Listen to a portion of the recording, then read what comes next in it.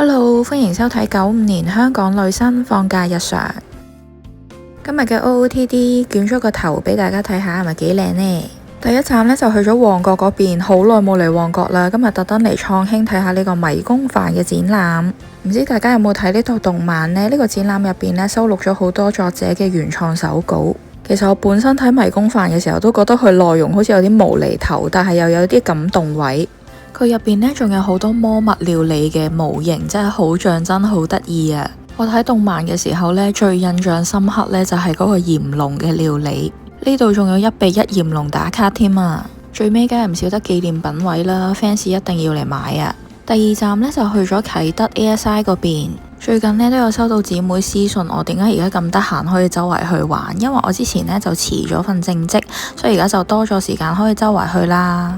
話說香港而家呢個自娛經濟學嘅風潮呢，實在吹得太犀利啦，搞到我都有少少入咗坑，不過係入咗 Kurumi 嘅坑。有冇同我一齊中意 Kurumi 嘅姊妹啊？